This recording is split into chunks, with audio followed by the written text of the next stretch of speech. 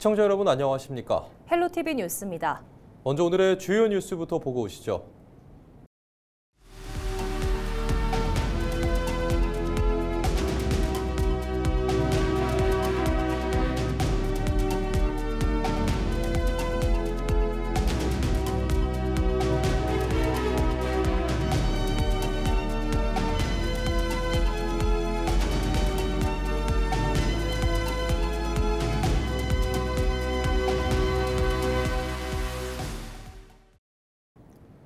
더불어민주당 부천시장 후보 경선 국면에서 서진웅 예비후보를 중심으로 한 3자 단일화가 이뤄졌습니다. 3자 연대가 손을 맞잡고 목소리를 높이는 가운데 현직 시장인 조용익 예비후보는 민심 잡기 행보를 이어가고 있습니다. 이정하 기자가 보도합니다. 서진웅 예비후보를 중심으로 경선에서 탈락한 김광민, 한병환 예비후보가 나란히 섰습니다. 한병환, 김광민 두 후보가 서 예비후보의 공동선대위원장으로 합류한 겁니다. 앞서 세 후보는 1차 경선 과정에서부터 3자 단일화 구상의 뜻을 모았고 지난 주말 1차 결과 발표 직전 이를 공개했습니다. 김광민, 한병환, 서진웅 우리 세 후보는 3자 단일화를 재확인하며 한병환, 김광민 두 후보는 서진웅 후보의 공동선대위원장이 되어 결선 승리에 앞장설 것입니다. 후보들은 4년 전 지방선거 당시 현직 장덕천 부천시장을 상대로 이루어졌던 조용익, 한병환 후보 간 단일화와 비교하는 질문에 대해 지금 상황이 더 낫다고 평가했습니다. 또 이번 단일화가 경선을 위한 이벤트에 그치는 것 아니냐는 지적과 새 후보의 정책을 담은 공약이 보이지 않는다는 비판에 대해서는 추후 공개하겠다고 밝혔습니다. 다만 새 후보가 공동으로 시정을 운영하는 방식은 아니라는 점을 분명히 했습니다. 반면 4년 전 도전자에서 이번에는 현직 시장이 된 조용익 예비후보는 지하철 7호선 상동역에서 출근길 인사에 나섰습니다. 조 예비후보는 개인 SNS를 통해 시민과 당원 모르게 이루어지는 소수 정치인의 명분 없는 야합은 결국 시민과 당원을 배제한 시정 운영으로 이어질 수 있다고 비판했습니다. 사실상 서진웅 후보를 중심으로 한 3자 단일화를 정면으로 겨냥한 발언으로 해석됩니다. 헬로티비 뉴스 이정하입니다. 국민의힘 서울 은평구청장 최종 후보를 가리기 위한 당내 경선이 오는 17일과 18일 이틀 동안 진행됩니다. 국민의힘 은평구청장 후보 경선은 남기정 전 국민의힘 은평구청장 후보와 이경호 변호사 2파전으로 치러집니다. 남기정 예비후보는 4년 전 지방선거에서 국민의힘 은평구청장 후보로 출마해 비록 낙선했지만 당시 48.23%의 득표율을 기록했다며 본선에서 이길 수 있는 후보는 자신이라고 강조하고 있습니다. 남 후보는 이번에는 본선에서 승리해 은평의 변화를 이끌어내겠다는 각오입니다. 이경호 예비후보는 변호사로서의 전문성과 정책 역량을 전면에 내세웠습니다. 이 후보는 익숙한 사람이 아닌 은평을 위해 일할 수 있는 사람을 선택해야 할 때라며 유권자들의 지지를 호소하고 있습니다. 국민의힘 은평구청장 후보 경선은 책임 당원 50%, 일반 국민 50% 투표 방식으로 실시되며 후보자는 19일 발표됩니다.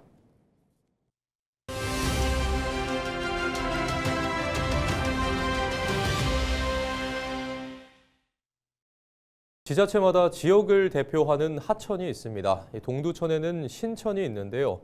하지만 이 신천을 활용한 여러 정책을 추진하는데 어려움이 있다고 합니다. 김승호 동두천시의회 의장이 국가하천 규제를 개선해야 한다는 입장을 밝혔습니다. 자세한 내용 들어봤습니다.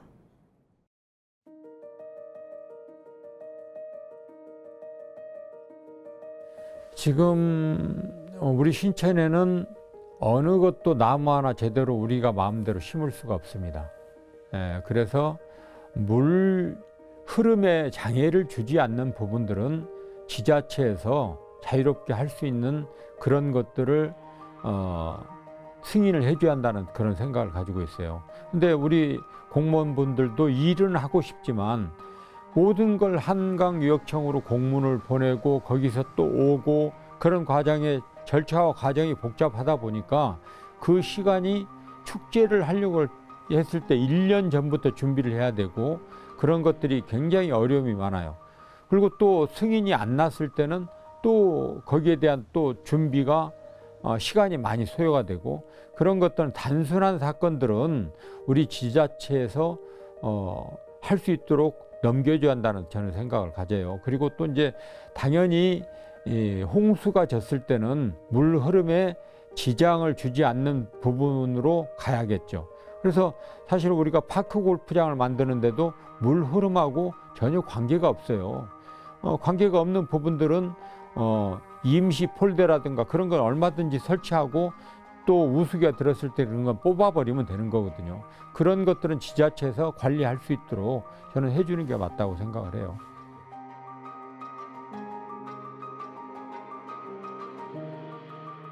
규제는 우리 이제 체육 시설을 만든다든가 그런 거를 물 흐름하고 관계가 없을 때는 그런 걸 우리 지자체에서 그냥 보고 형식으로 하면 될 것 같아요. 그래서 이제 한강유역청 법을 조금 개선 유연화를 가져줘야 하지 않을까 그런 생각을 해요.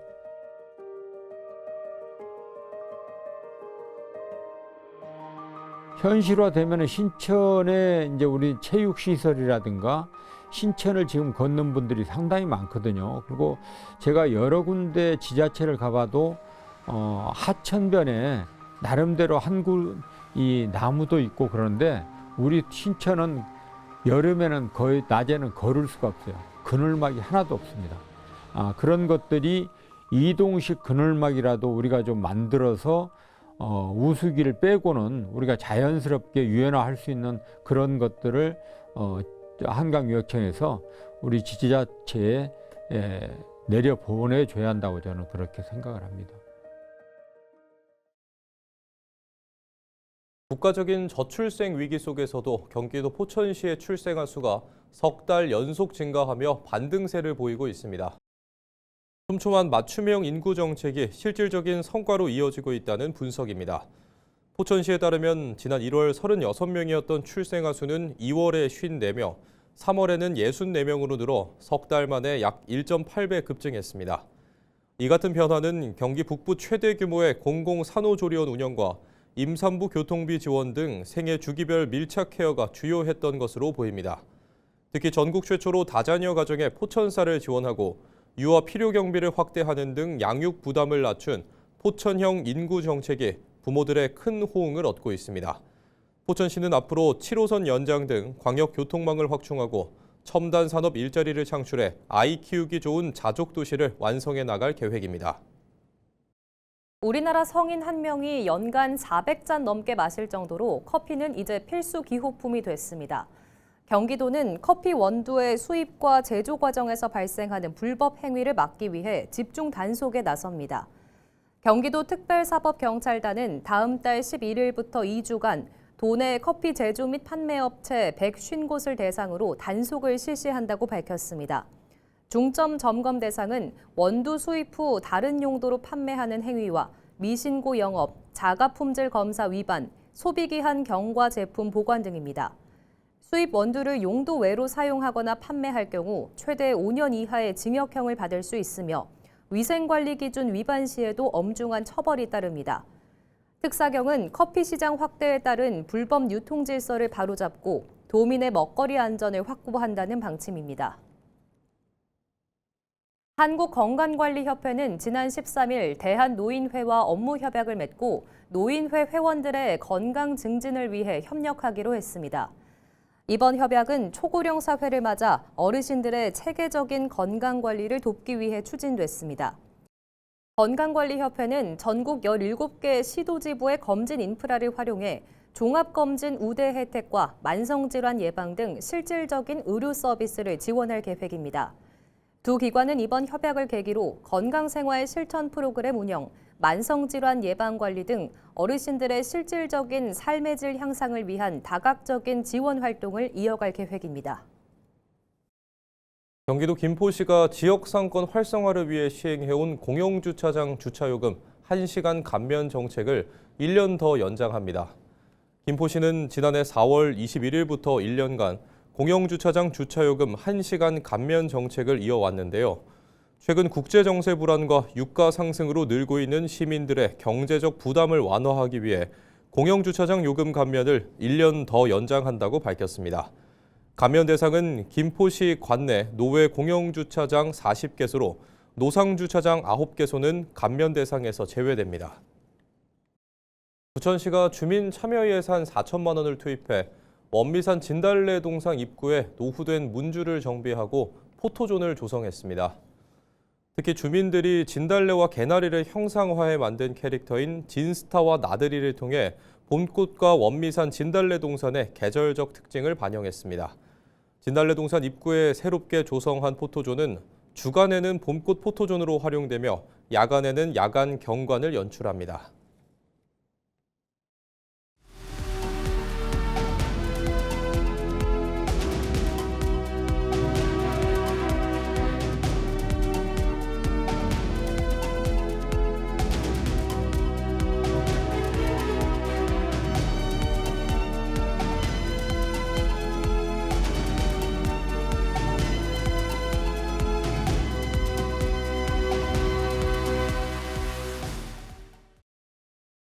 중동발 정세 불안에 따른 고유가 여파로 민생 부담이 커지자 서울시가 1조 4천억 원 규모의 추가 경정 예산을 긴급 편성했습니다. 이번 추경은 시민들이 체감하는 교통비와 생활비 부담을 낮추고 취약계층 보호를 강화하는 데 초점이 맞춰졌습니다. 먼저 대중교통비 부담 완화를 위해 기후동행카드 할인과 K패스 환급 확대 등 4,700억 원이 투입됩니다.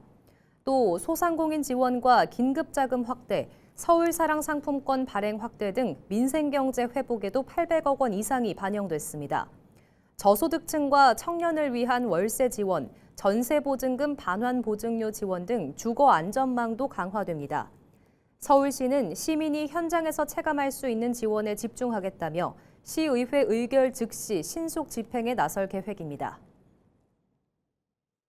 서울시가 민간 자력으로 개발이 어려운 지역을 대상으로 공공이 직접 참여하는 서울형 공공참여주택 사업을 도입합니다.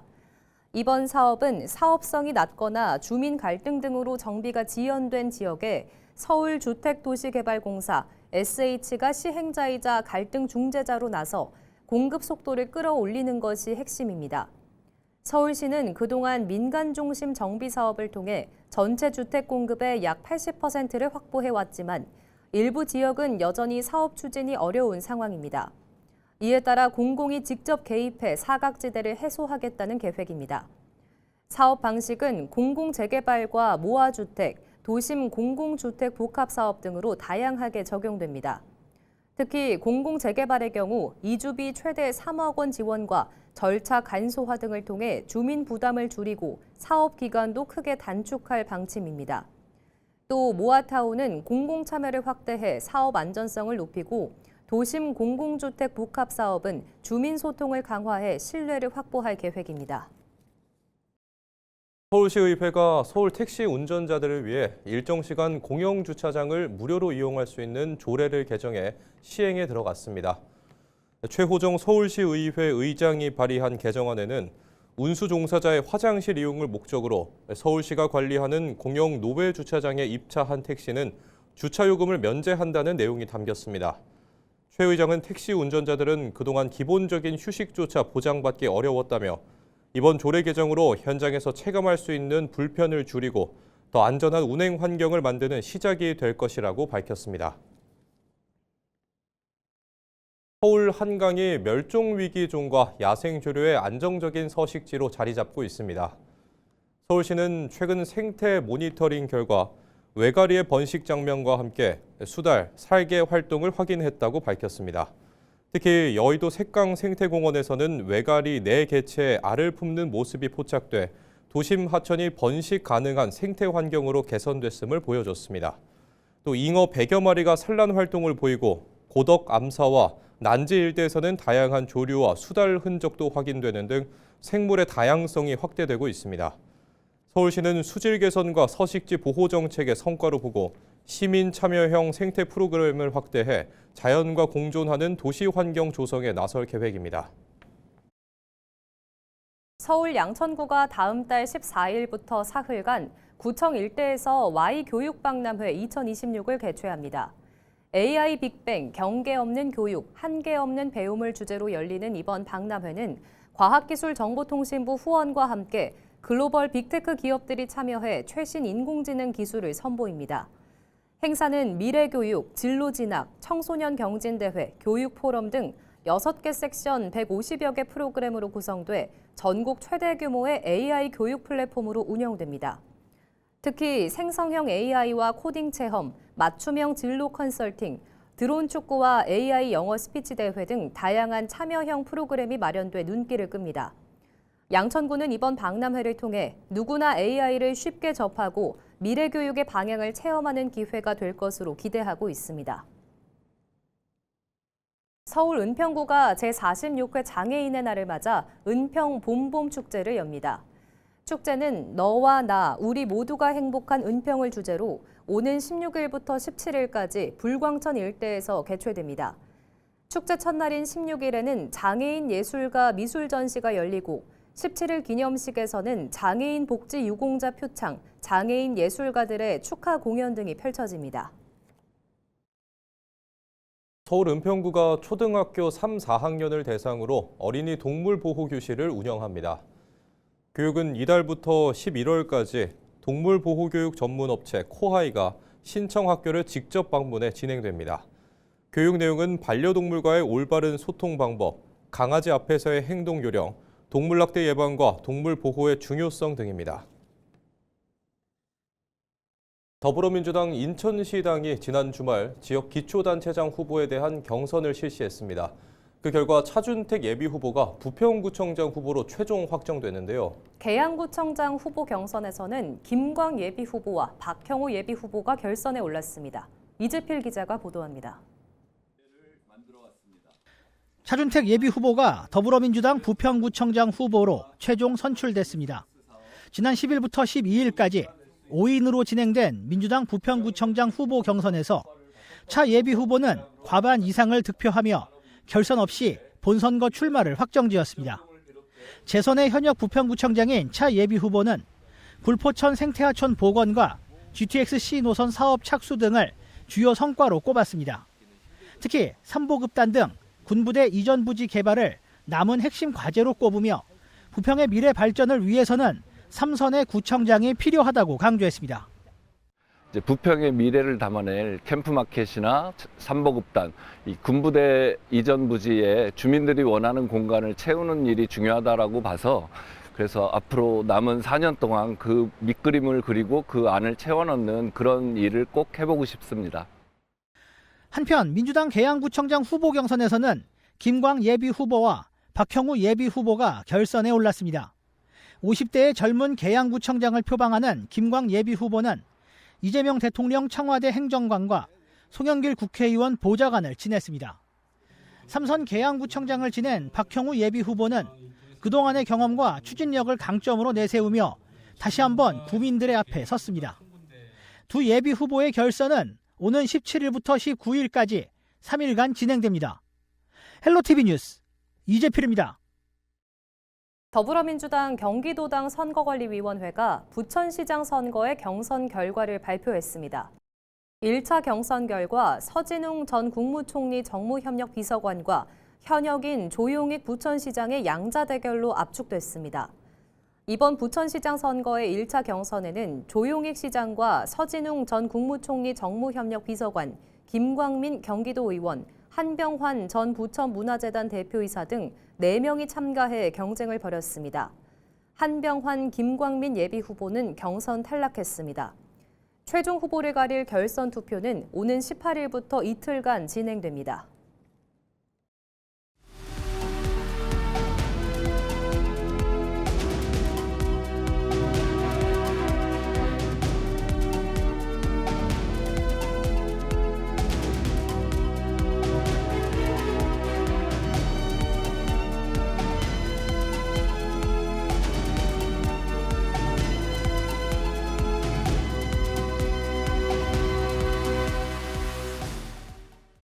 이상으로 뉴스를 마칩니다. 시청해주신 여러분 고맙습니다.